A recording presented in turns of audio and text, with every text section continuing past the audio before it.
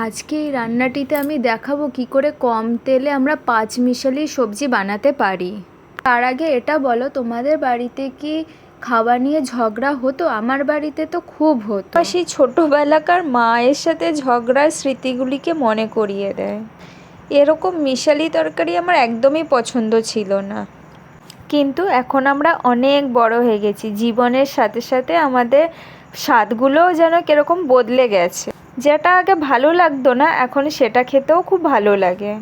তবে যতই বড় হই, পুরনো স্মৃতিগুলো কখনোই ভোলা যায় না।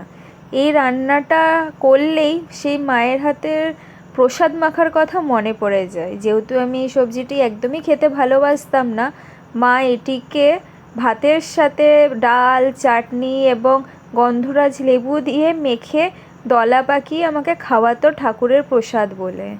আচ্ছা, তোমাদের সাথেও কি এরকম হতো? ভুলিয়ে ভালিয়ে এরকম খাওয়ানো হতো? যদিও এই রান্নাটি আমি মায়ের মতো তৈরি করিনি, কারণ কি আমরা এখন অনেক হেলথ কনসিয়াস হয়ে গেছি। আমরা এখন লেস অয়েল কুকিংটা বেশি প্রেফার করি, যেটা আগেকার দিনে এতটা মানা হতো না। আজকের রান্নাটা পুরোপুরি কম তেলে কি করে পাঁচমিশালি সবজি আমরা বানাতে পারি সেটাই আমি দেখাচ্ছি।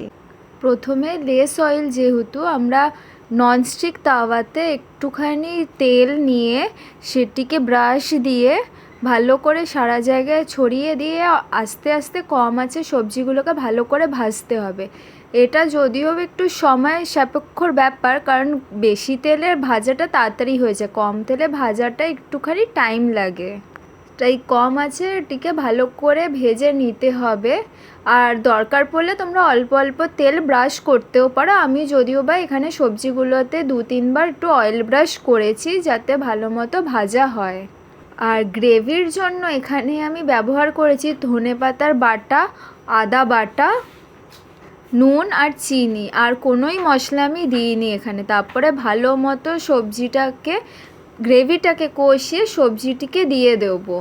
দিয়ে ভালো করে সবজিটাকেও মশলার সাথে মাখিয়ে কষিয়ে লাস্টে নুন এবং চিনি দিয়ে নামিয়ে দেবো। লাস্টে একটু ধনেপাতার বাটা সরিয়ে রেখেছিলাম, যাতে ধনের গন্ধটা ভালো মতো আমরা খাওয়ার সময় পাই। তাহলে কীরকম লেগেছে আমার লেস অয়েল পাঁচমিশালি তরকারি অবশ্যই আমাকে জানাবে, এবং ভালো লাগলে তোমরা অবশ্যই লাইক এবং সাবস্ক্রাইব করবে।